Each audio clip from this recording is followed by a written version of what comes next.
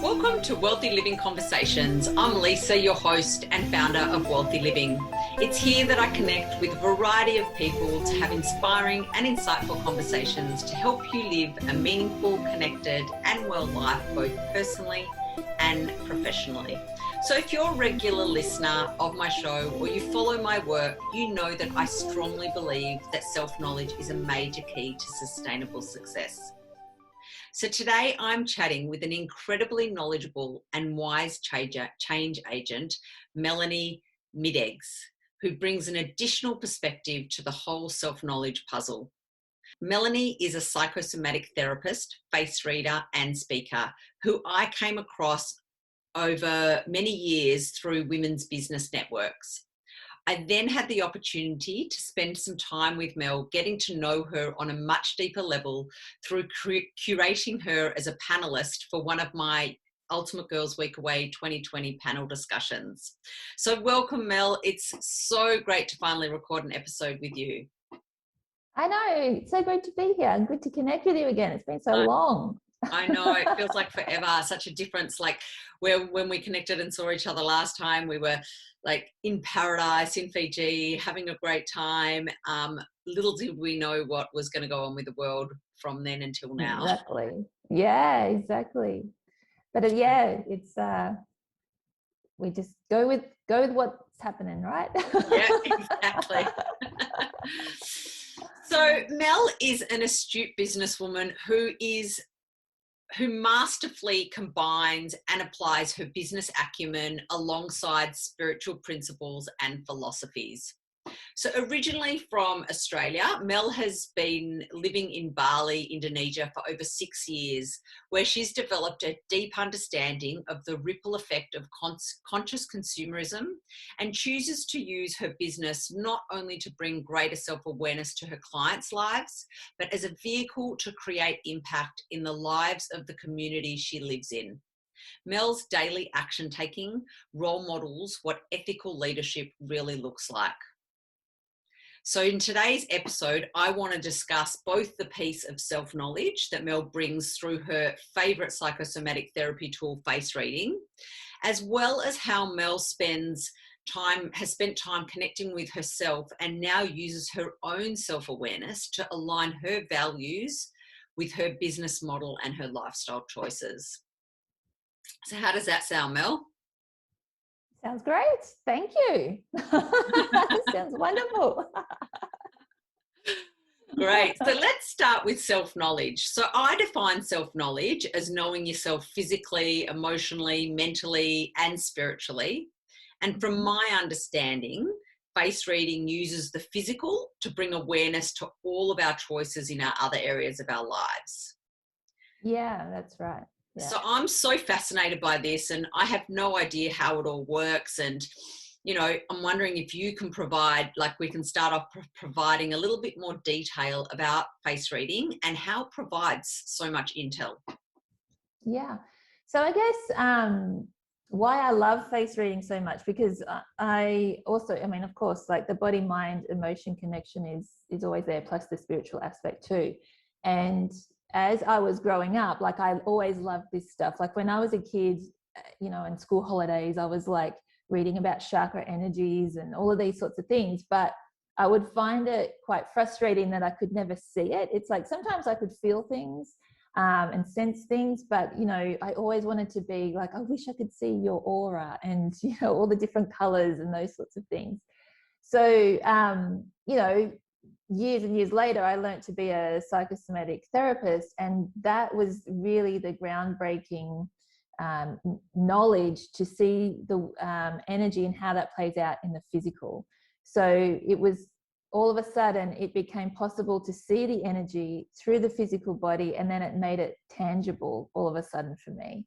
And so then I was like, right, now I know what we're kind of working with. Whereas before I was kind of, you know, you try and imagine wheels spinning and what energies look like, masculine, feminine, all that sort of thing. But now it's like, if you see it in the physical, you know that something's actually playing out in the energetic space. So is that what psychosomatic therapy is? Like, just if we go one step backwards, what is psychomatic therapy? Yeah, so psychosomatics literally breaks down to mind-body connection. So psyche meaning the mind, soma relating to the body. So mind-body connection. And your muscles remember everything. So that's why there's a lot of emotional release techniques that happen with psychosomatics through a bodywork point of view.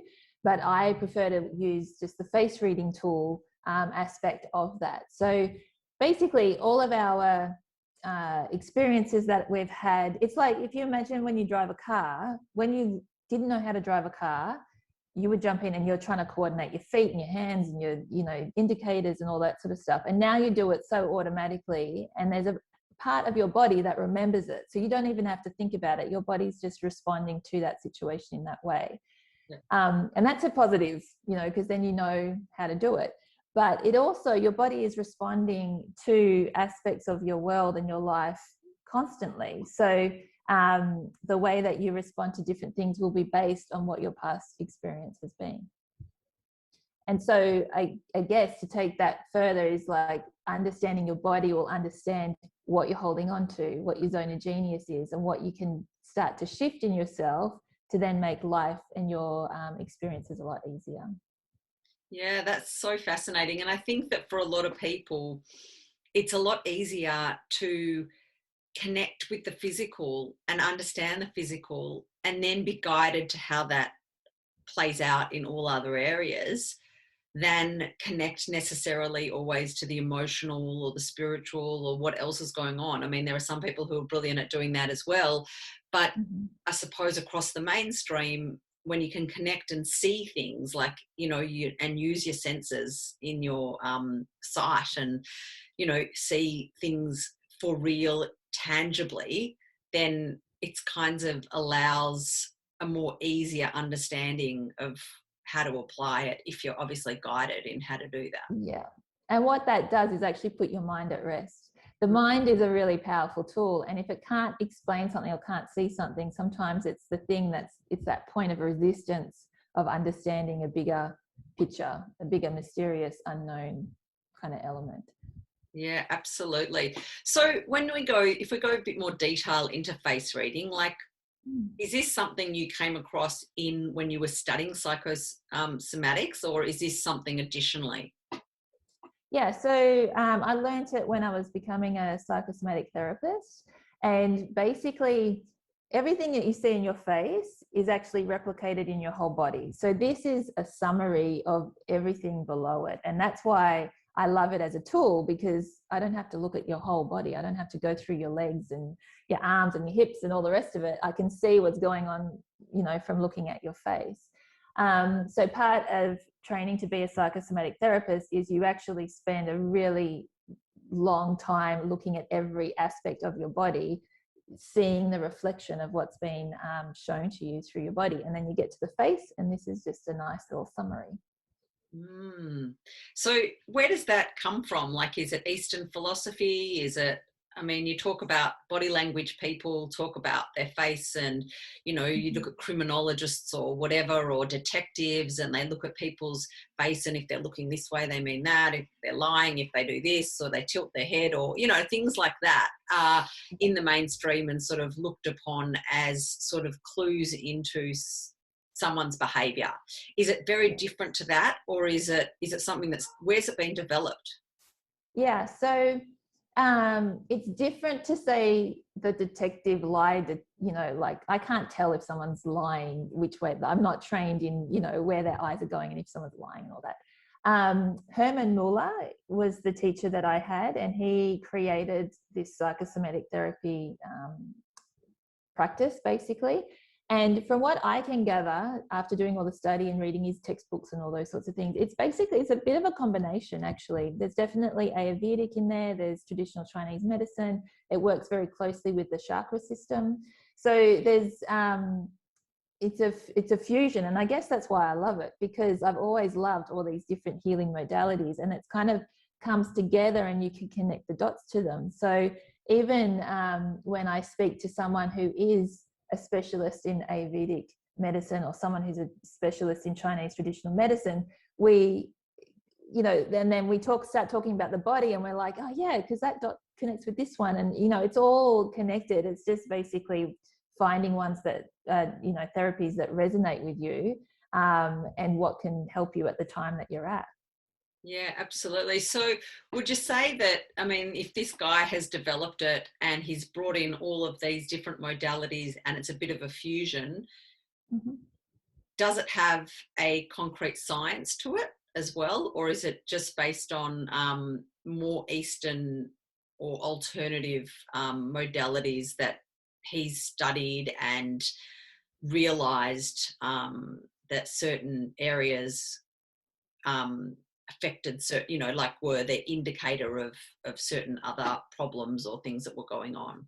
Well, Herman was actually I'm pretty sure, I can't quote you on the title, but it was like a sports scientist. He worked with athletes for a really long time, learning how they could use their body to really accelerate, you know, whatever athletic field that they were in. So how to really use your body to the best effect. So he learnt the mechanics, the anatomy. I mean, even I have, as well as a massage therapist, like you've got to learn about anatomy and physiology as well, to really understand how it does all fit together.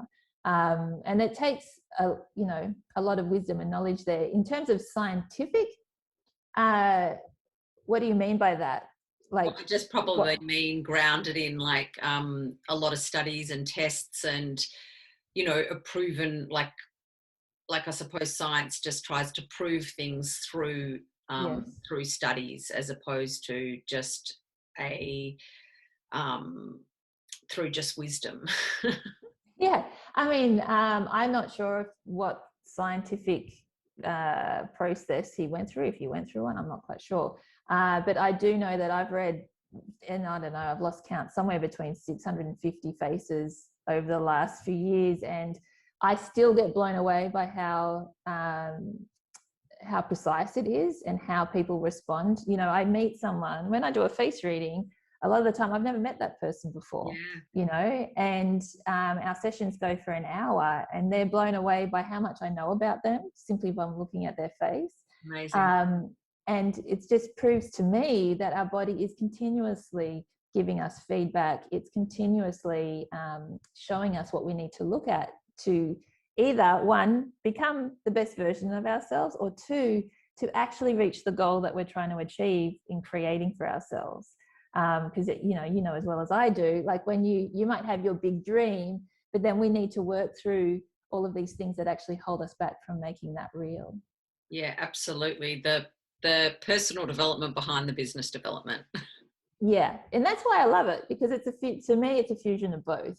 Yeah. You know, you can't do one without the other, and if you are doing one without the other, then there's probably something mismatched with the business, I'd say. Yeah, absolutely. Yeah, definitely. So if we get a little bit into more detail, because I find this whole thing really fascinating, and you look at, like, I'd imagine that you've got, you know, when I think of my face, I think, you know, you've got your forehead, your eyes, your nose, your ears, your mouth, your chin. I don't know if there's other areas that you look at, but to me, they're probably some of the main areas of your face. Can you share with us some insights into these different areas, and maybe some of the, I suppose, usable information that if someone was listening today and they go, oh yeah, I've got a nose like that or a forehead like that, and how they could use that information to apply to things in their life? Yeah. So each feature of your face relates to a different chakra energy. So I always ask, you don't need to know about the chakras if you have a session, but you know, I always ask how familiar people are with that. And usually people are familiar, say, with the first three kind of chakra energies, and then it gets a bit kind of wafty. So I guess through looking at the features of the face, you get a really grounded aspect of what that chakra energy is looking like. And each chakra energy relates to a different area of life. It relates to different emotions, obviously the physical aspect as well. And so, say, for example, your chin is related to your base chakra energy. So this is all related to your connection to community, to tribe, your family, how you feel supported within yourself, how you feel supported with the people around you. And the shape of your chin will share a lot about how you respond to that. So somebody who's got a very square type chin is going to be a lot more practical than someone who's got a very pointy chin. So someone who's got a very pointy chin, I always do this thing where I say, if you put your hands like this, and it's like being on a table, and depending on how far your face rolls along the line of your chin, will show how practical or how much more emotional you are when it comes to responding to different aspects in life. So someone who's very practical, not a lot's going to, if something takes them by surprise, they're going to go into more of a like, okay, let's just figure out what the problem is and let's just work through the problem.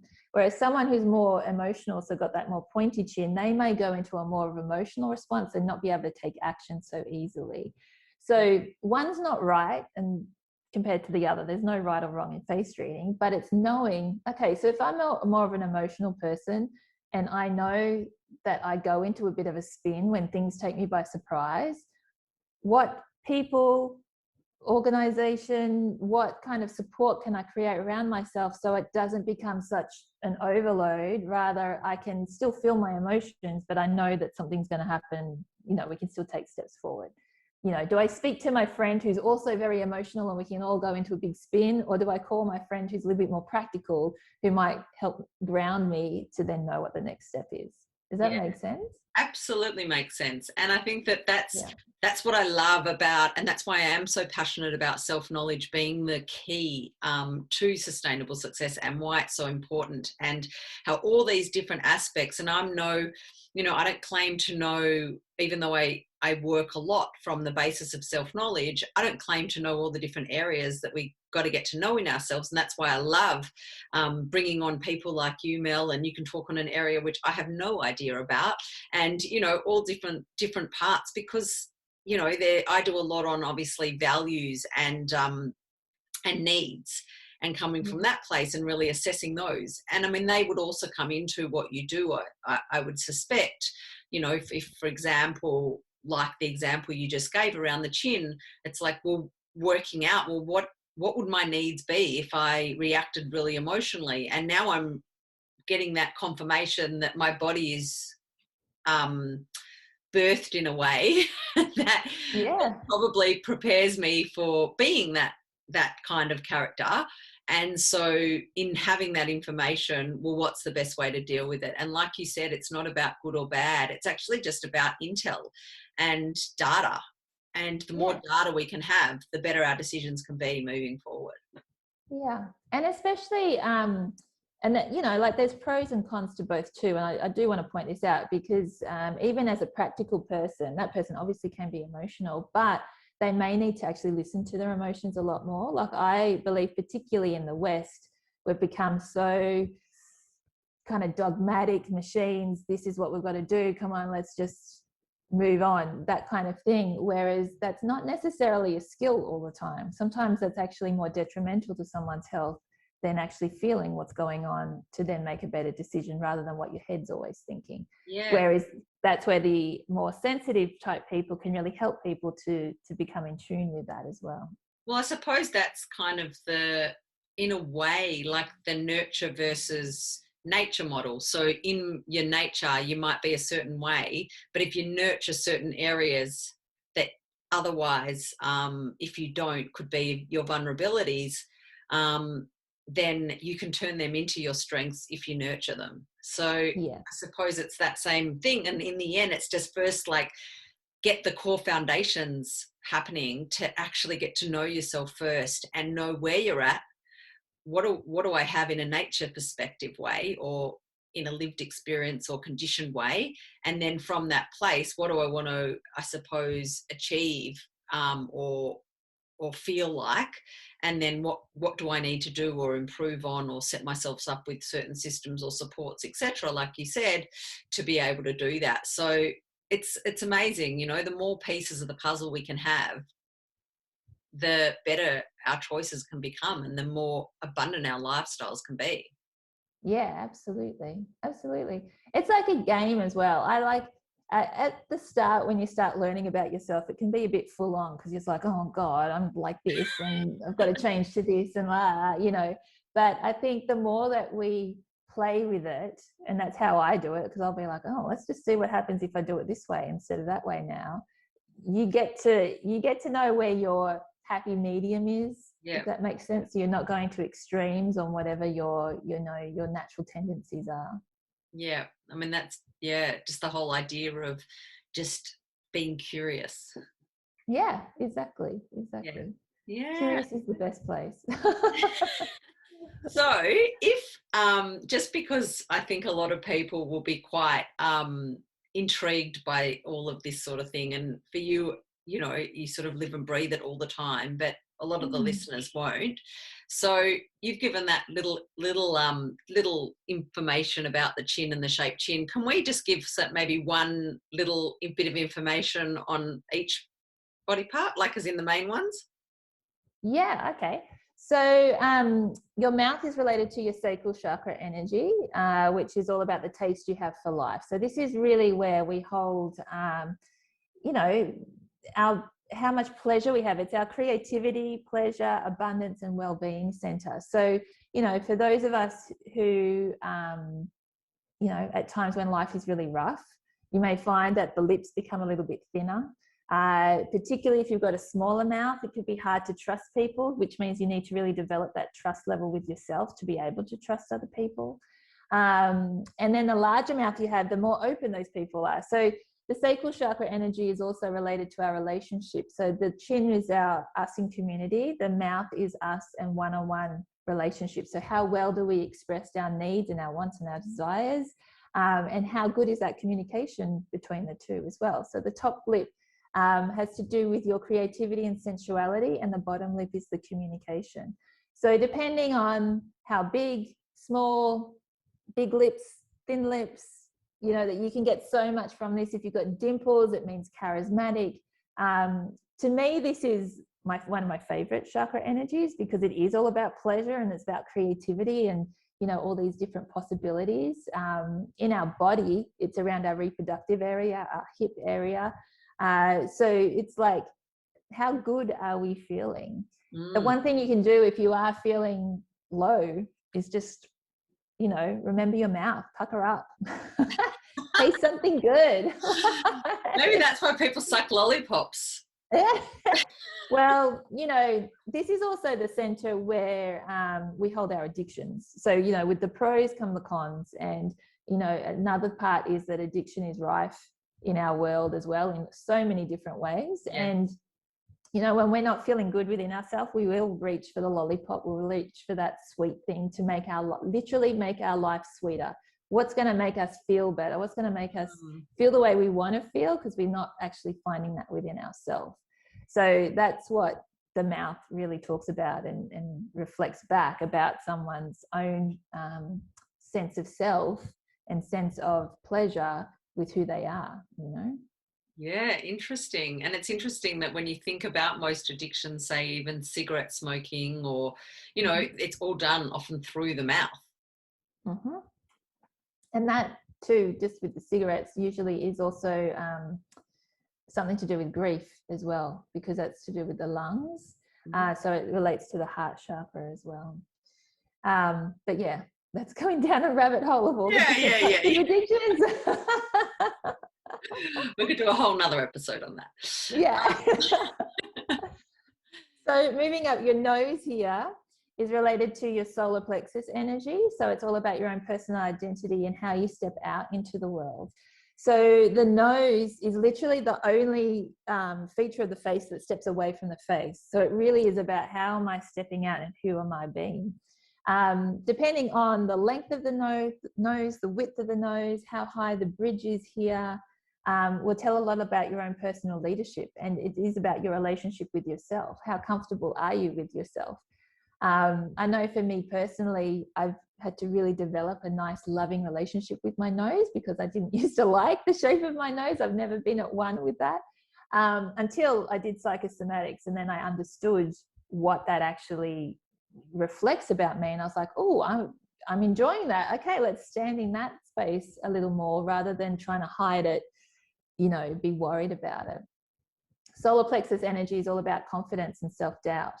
So, when we start doubting ourselves, when we start thinking, oh, I'm not good enough, who am I to step out and do X, Y, Z? You know, what you really want to do is feel confident and know who you are and be like, yeah, this is who I am and this is what I stand for and what I want to be, do, have in this world, you know? Yeah, amazing. Yeah. So the one thing I guess for your viewers or listeners is that you can, if you touch the tip of your nose, it can either be really squishy or it can be quite hard. So if it's really, really squishy, just be mindful of being people pleaser, like people pleaser tendencies, you know, putting others before yourself, not really being strong with your boundaries in terms of what you need to do for yourself first. If it's really hard, just be mindful of how hard you can be on yourself, because that can actually go out and start being hard on other people in terms of judgment. So being judgmental on yourself can mean that you start being quite judgmental on those around you too. So yeah, it can be a nice little reminder. I must be medium, because I'm hard on myself and sometimes accommodating others. It can, yeah, like I know for me personally, my nose has definitely become harder over the years. It's still soft. I definitely have people pleaser tendencies. And I know that because I'm double jointed in my joints in my body as well. So knees, elbows, ankles, all has to do with solar plexus as well. So, you know, if you roll a knee, if you hurt your knee, there's usually something going on about personal confidence and personal identity. That's interesting. But you can always change it. Like, you know, I'm always going to be double jointed, but it's my awareness of how I need to really pay attention to my personal boundaries. And that's going to be like a lifelong lesson for me. It's not just going to shift overnight, but it's something that I need to continually, you know, keep track of, if that makes sense. Interesting. So when you just said that your nose has got harder, so it's not about necessarily always just how you're born, but actually you can change as you... Yeah, your face changes every single day. So, and it is a reflection of your personal emotional well-being. So how you're feeling on the inside will be shown on your face. The bone structure is like the ancestry aspect. So that's like the hereditary aspects of a family that we can take on. But the flesh and the skin, that all changes all the time. There'll be times where your lips will be thin, and then all of a sudden, if you pay attention, your lips can actually grow because you're feeling more pleasure in life. It's like you can have a really soft, squishy nose, and all of a sudden it's like, oh, it's getting a bit harder because I'm just getting a little bit more, you know, into my boundaries on what's going to work for me and what's not. So yeah, and it's interesting because our ears and our nose are the two areas of our body that don't stop growing. I did not know that. Yeah. It don't stop growing. That's why when you look at... Isn't that interesting though? Because it's about your solar plexus. It's your personal identity. It never stops growing. You're always going to be stepping out. Yeah. So, you know, when you said your nose is like your leadership, I think as people get older, they become more leaders of their own life because other things fall away, and what really matters comes further to the forefront. And, you know, they're wiser and all those things as you get older. And your nose is something that was always, that's why when you look at older people, they've always got bigger noses and big ears. Yeah. And isn't that interesting though? Because you know as well as I do, like when you start hitting those bigger milestones like 40 and even 50, you know, everyone always says it's better because they're just more of themselves. You know, I know myself so well now. I don't care about anybody else. Whereas when, you know, your solar plexus is developed between the age of 14 and 21. That's when it kicks in, when we're teenagers.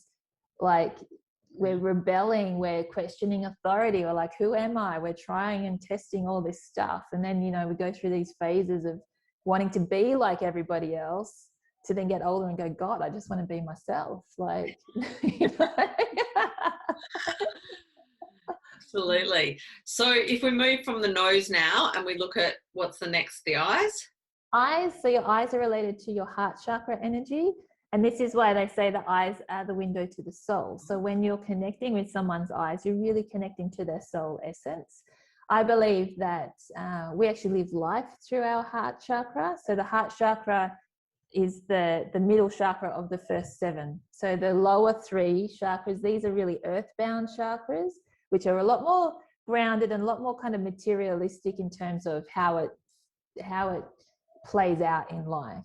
Whereas then above the eyes, the next three chakras are very etheric. They're more not so tangible. They're more to do with the spiritual aspects of ourselves. So the heart is where we really want to live through and, you know, come from that space. So through the eyes, depending on how big they are, how small they are, where they're placed on the face, will show a lot about how open or vulnerable someone's going to be, or perhaps how armored and closed off they'll be as well. Again, there's no right or wrong about it, but it is good to know about yourself, because if you are someone who's got a really armored heart, it's good to know that, to one, so you can start, you know, pushing the boundary of just opening up that little bit more to people around you. And it's also good from an outsider's point of view, because I would say that your eyes are probably a little bit more squinty than my eyes. Mm-hmm. So to really get to your heart, I'm going to have to spend time with you. I'm going to have to really get to know you before you actually let me in, you know, to a real sort of intimate sort of space. If people don't know that, it can be interpreted the wrong way, because some people be like, oh, well, they're not really, you know, conversational, or, you know, that sort of thing. But in actual fact, it doesn't mean that that person doesn't want to get to know them. It's just the way that they need to be able to feel safe to open up their heart. So someone who's got bigger eyes like myself, you know, that has its own little problematics, like, whereas you might let everybody in. And so, you know, you may feel like there's a little bit not discerning enough about who's being let in and who's not being let in, that kind of thing. So there's a lot that you can tell about the eyes and the heart space, but ultimately, you know, this is where we connect. Yeah. Amazing. And the ears? So your ears, I don't really relate to, they're related to your throat chakra, but it tells a lot about, it goes in alignment with your eyebrows as well. So eyebrows and ears are throat chakra elements. And your ears, depending if they're pinned back or if they're pulled forward, will say a lot about how your experience has been as a child. And so that will relate a lot to the way that you communicate. If they're really pinned back, there was probably a tendency to be seen and not heard. So it's just like, you just be good and sit there and, you know, that kind of thing. If they're pulled out, if they're really sticking out, that can mean that that person's listening out for danger quite a lot. So they want to be prepared. So literally, like, they're trying to be 2 steps ahead of the game, so they can feel in themselves safe to know what's happening and what's coming forward. With the eyebrows, we always have lots of fun in workshops with the eyebrows in terms of the shape, because it will show a lot. But the main thing to remember with your eyebrows, particularly if you're communicating or speaking in front of people and want to be heard really well, is have a really nice curve. Don't make them straight. Don't make them too sharp and angular. But the most important thing is to make is that they're defined, so we can see them. We really want to be able to see them. And something that's quite interesting is that if you look at the evolution of the woman's eyebrow over the years, like if you look back to, say, the 80s, you know, we're plucking them out to death, so they're just like a really thin line, but the women's voices weren't really amplified at that time. And then it's interesting that we've just gone into this phase where women, and young women in particular, are really making these bold, big eyebrows. Yes. It's like they're actually amplifying their throat chakra energy so they can be heard. So yeah, and I've had a lot of clients who have played with their eyebrows, you know, particularly if they've had light ones and they've decided to start coloring them in. And the way that their communication is felt by their audience or the person they're speaking to is so much more clearer than when it was too fine and a bit fragmented. Interesting. That's so interesting. And what about when you were talking about the ears, I was thinking of, you know, how like there are people who have the lobes and no lobes. Does that have any? Oh, yeah. Like if it's connected really. Yeah. So like if it's connected, those people can be a bit stubborn. They kind of just hold on to what their thoughts are, and they can be hard to shift out of that box of that thought process. If you've got really fleshy lobes, again, it's a bit like the nose. People pleaser, a little bit too flexible sometimes, and, you know, just have to be mindful of that. So interesting, Mel. Yeah. So thanks for going through all those areas, because I think that gives people that idea of, oh, they can think about it on their own face and resonate. And if they're interested, they can obviously, get in touch with you and find out more. So when it comes to something that came to mind when you were talking, especially about the nose, was plastic surgery. So a lot of people that have big noses, not a lot, but a percentage of people that have big noses go and get nose reductions. Now, how does that impact? Like, how much of it is what your initial nose was and how much of it is what your new nose is? Yeah. So I believe, this is my thoughts on this because I get asked it a lot, is, say for example, and usually people will get the plastic surgery if they've got the big bump in their nose, right? But in actual fact, if you do have like a Roman type nose, that bump, it's a real leadership nose. It's somebody who can take up that space and be able to lead people and, create something real. And then when they get that cut off, that hasn't disappeared, but the way that people will perceive you will be different, because everybody's face reading all the time. Just because you don't know the aspects of what you're looking at, it doesn't mean that you're not face reading. You're picking I'm sitting up. here thinking you're just looking at every aspect of my face.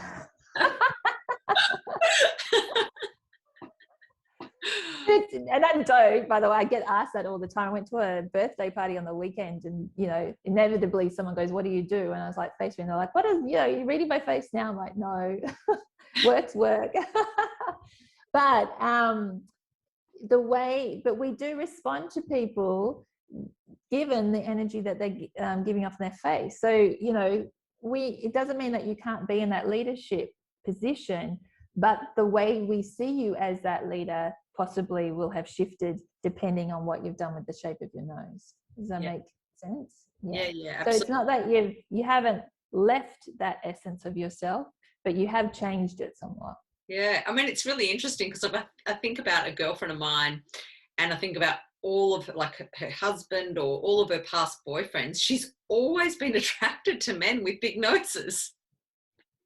Yeah, and maybe it's because they'll take the lead. They'll, stand up. However that plays out. Yeah. It's quite funny, isn't it? Yeah, that's really, really. And it is interesting because I know from workshops that I've done, there's a lot of what came up. I had a woman who was Jewish in New York. She said nearly every Jewish woman will get that, plastic surgery to get that bump taken off their nose. And I was like, wow, imagine if they actually knew what it was, because this is what happens too. And I said it happened to me as well. Once you know what your face represents, you own that part of yourself so much more, because you understand what it's related to and what your natural way of being in this world is. I mean, that's really interesting, because when you just said that, I'm thinking now along cultures, and different cultures have different aspects on their faces that are more or less pronounced. So yeah, a lot of Jewish people have, they say have bigger noses, not all, but, a lot. You look at Asians and they've got smaller noses and wider noses. Different.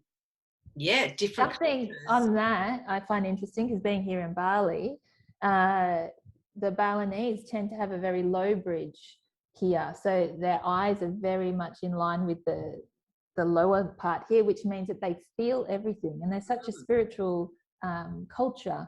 So that makes complete sense. It's just like they're feeling everything all the time. But what that means is sometimes they won't be so practical.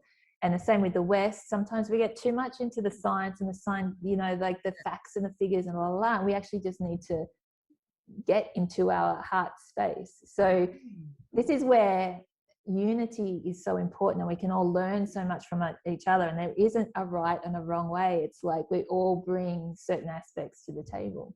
Yeah, absolutely. It's like the best collaboration pot, because even within our faces, it's given a guide to you guys, in this culture, that you can bring this because you've naturally would, have better skills or whatever for that sort of thing. And you guys are better at this, and how can we therefore as a team work together? Wouldn't that be beautiful? Wouldn't Yeah. it? Yeah, I mean, I'd be interested to know if you've done any, have you taken it in your own interest? I know that you're not necessarily in a work-wise yet, but have you taken it in your own interest to look at the different cultural things and face reading and how the differences are with different cultural faces?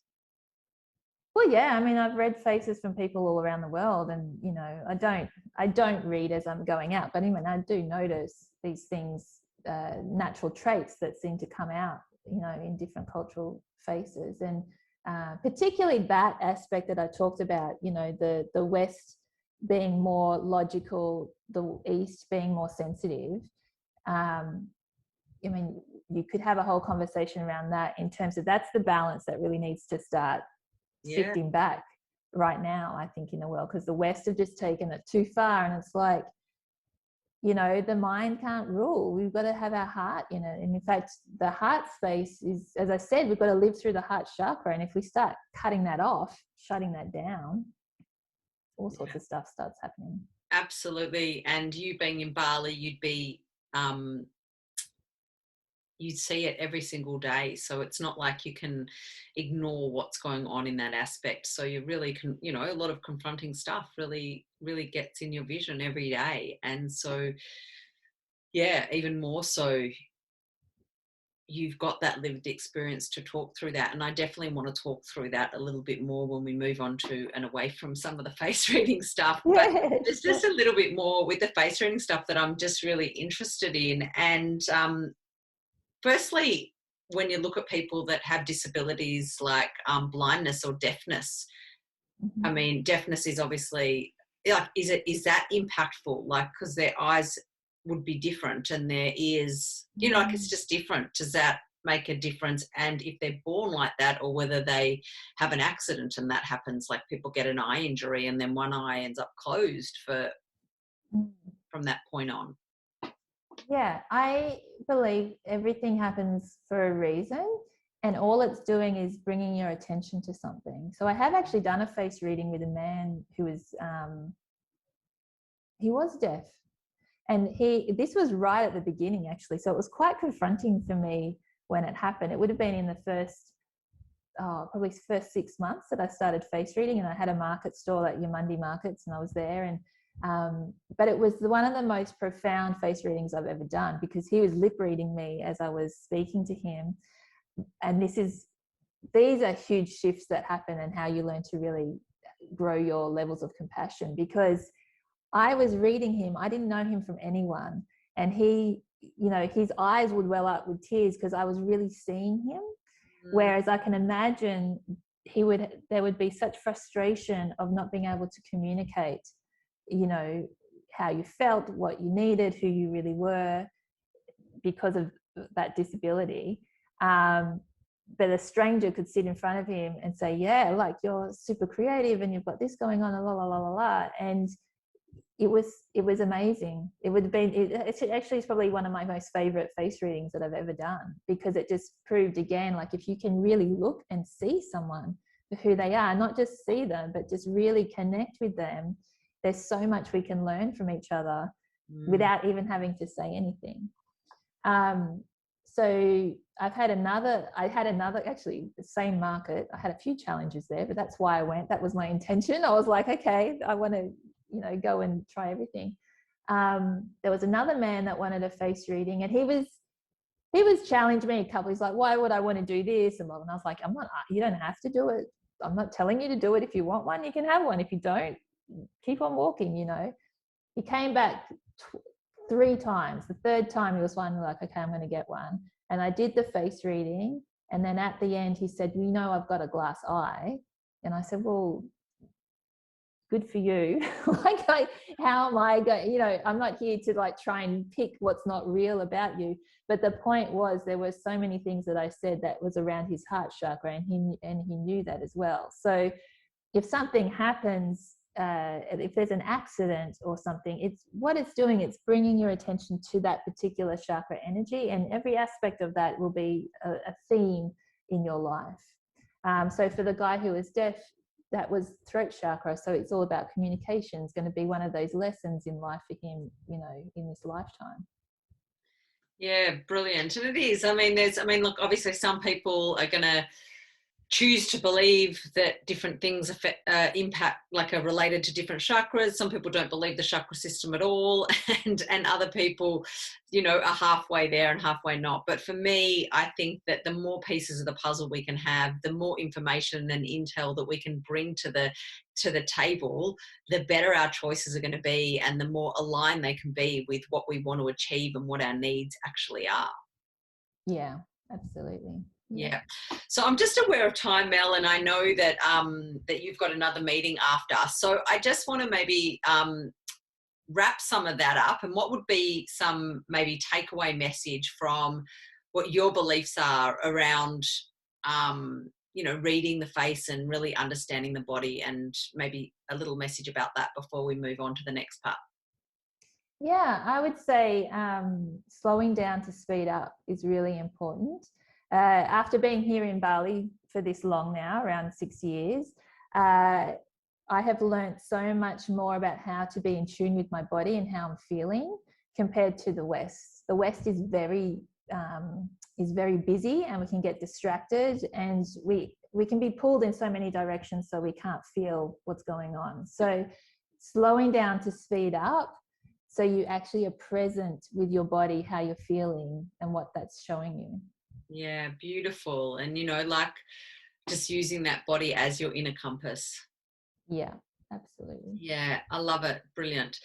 So I want to just quickly talk, because I know that we could do a whole episode on this as well, but I really want to talk a little bit about some of your own personal experiences and how your self-awareness has enabled you to align with your values and adjust your business model and lifestyle choices accordingly. So yeah, if we can talk a little bit about that and what that means to you.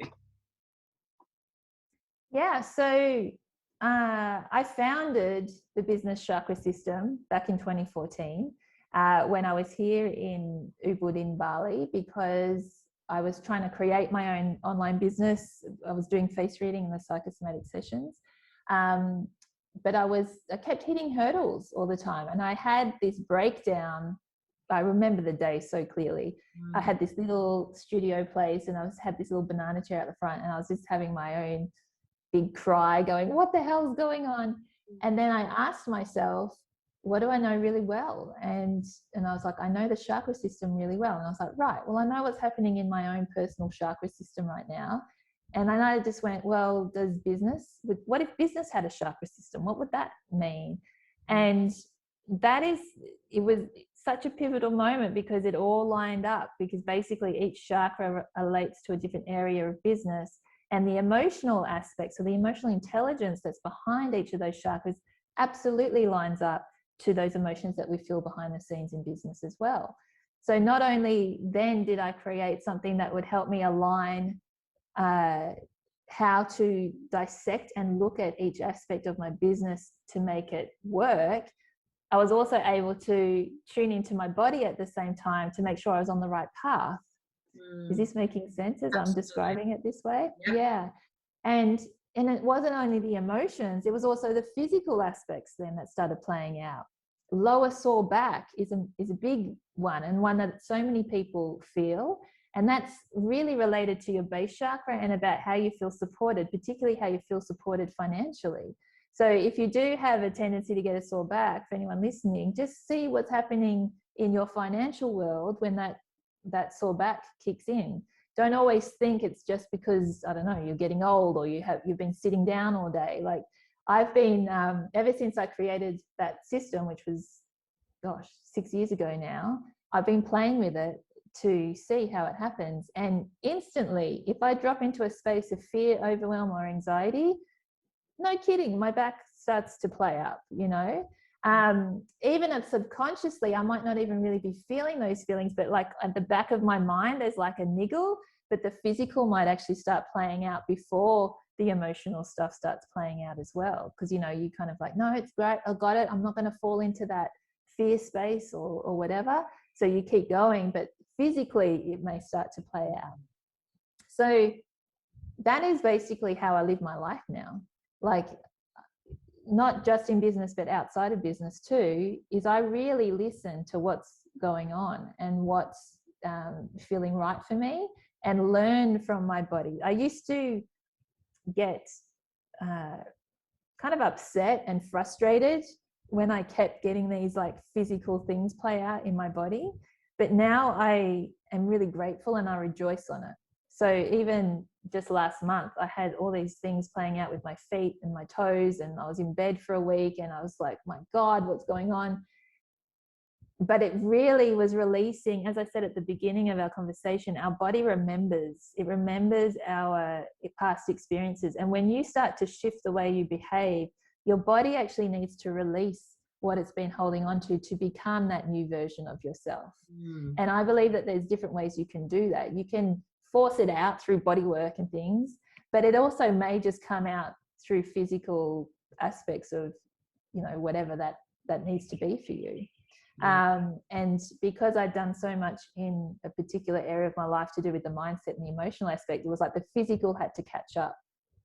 And so that was basically how it happened. So that is how I use it all together now. Like I never ignore my body. I'm always tuning into what's going on. Beautiful. And, you know, I think that that's great leadership in itself, that you're role modeling exactly what you're encouraging your clients to do. So they can really, you know, and you're very open and honest with your experiences and times when you get that information, and that you're not necessarily, you know, everything is perfect. It's just that when these situations happen, like you said, you are able to have gratitude for the information so that you can then make more aligned choices. Yeah. And it's not easy. God, that last one. I was like, what's going on? But, you know, I think that's where the integrity, like anybody teaching anything, no matter what you're doing, when you choose to be integral with your work, it will start playing out because you're choosing to be integral with that. So, you know, it's just the way, it's like just the way the universe works, basically. Yeah. And taking personal responsibility, I think, is a huge one. Yeah.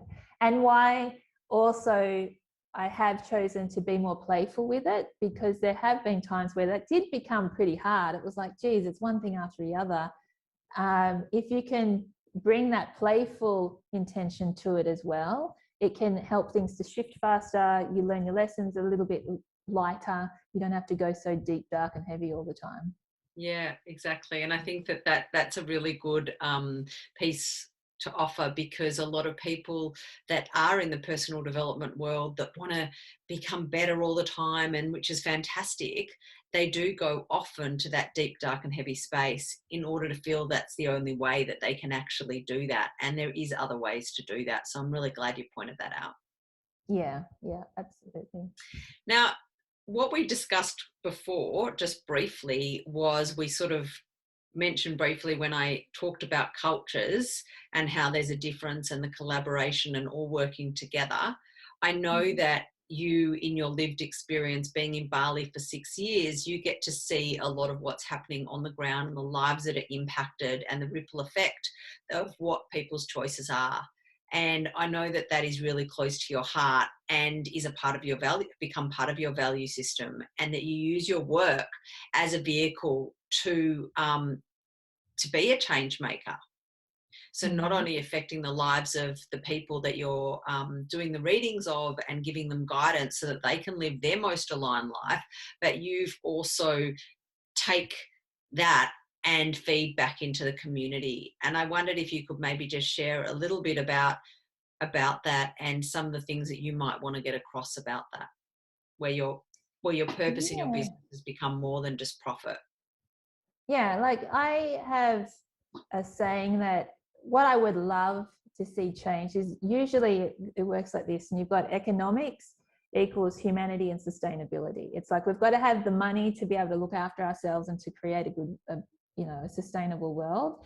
When in actual fact, I think it needs to be flipped, where it's all about humanity and sustainability actually will equal the economics. The economics will come when we look after ourselves and when we become sustainable in how we work. It will just flow in. Yeah. Instead of doing this hard push for the money, to then look after ourselves because we're so wrecked from what we created in the first place. So that's really my main message, I guess, in terms of everything that I teach and teaching people how to tune into their body. Right now, because of what's happening in the world in particular, I guess living in Bali, I've seen what's happened when where countries have relied on tourism so much. I mean, the whole tourism industry has just fallen over, basically, international tourism anyway. And that has affected so many families and people here on the island. Like over 80% of tourism in Bali, of income in Bali is from tourism. And actually of that, 70% of that is actually offshore. It's not even the people in Bali that get that money. And that's from international investors and things like that, developing and creating the tourist places here on Bali. So, and it's a big topic, and we could talk about it a lot, because it's not about, we also have to be mindful that different cultures just have different ways of doing things. But the main thing is that the West doesn't feel they have to come in and change the East. I think that's what I get most upset about with Bali, but still knowing that I am here as a Westerner. I have been here for 6 years as well. But changing another culture to suit what the West needs, if that makes sense. And I don't feel that that's the way, and that's what we really need to become more aware of as a tourism industry as a whole, because now, I see it every day. And the local people, my local community, my local Balinese families, they're going into their big ceremonial period at the moment, and they don't have the money to do all the things that they would normally do for that, and that's really precious to them, and all of a sudden they can't do that.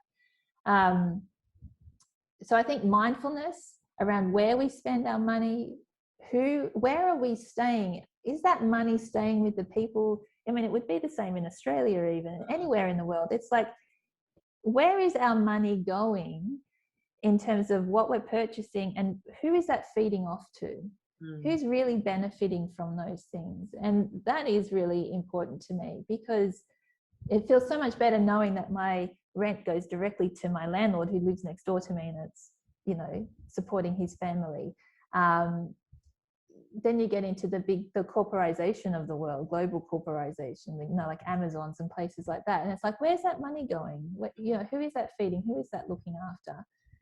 Even in Myanmar at the moment, with all of the horrible things that are happening there are corporations that use the people there as staff, but all of a sudden they're not helping to rectify what's wrong there. So I don't know if this is answering your question, but it's basically like, I just see so much discord between business and humanity and sustainability, and it's like they've all been trying to be dealt with separately, when in actual fact it's down to the individual for us to firstly look after your own humanity and your own sustainability. You can't help other people outside of yourself until you help yourself. So that's why you've got to be in tune with your own body and what it is that you want to create.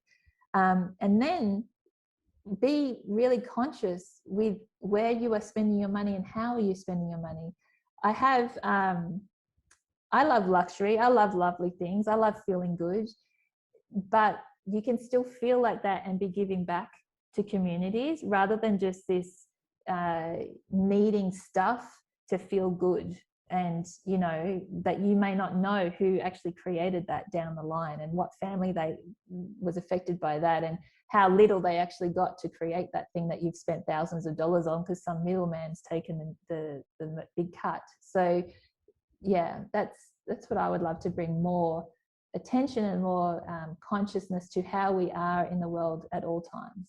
Yeah, beautiful. And I think that where this is really important is that your whole business, even though it's focusing a lot on face reading or the body it is all about self-awareness, and it's about really getting to know yourself and then making really ethical choices. And I think it's important that everybody who's listening today understands you also from that perspective and what your values and principles are around things, because someone does book in for a face reading, you're actually on the ground in a village, in a community, whereby you have that ability to go and buy your lunch that is impacting with the money that someone's given you for face reading, that's going to impact a whole family's life. And in a place like Bali, where they're not necessarily where so much of the money comes from tourism, they need people like yourself, Melanie, who are have got a global community of people that pay you to do your work, your incredible work, and then you're able to create impact at a local level. So I think that it's really beautiful what you're doing, and just the service you offer on an individual level, so insightful, but how the ripple effect can actually be felt down the line is what is really important and creates that purpose beyond just the profit. Yeah, absolutely. And I think that's the same anywhere, though. It's not just even here. I think in your own neighborhood, the more you can work with local people, get to know, remember the days where you knew the butcher and you knew the fruit guy, and it's like we need to get back to that again. And I actually feel that when you get to know yourself, that level of consciousness automatically goes there. Like, you don't have to try. Because you have a different perspective on yourself, you're just going to have a different perspective on life anyway. Yeah, absolutely.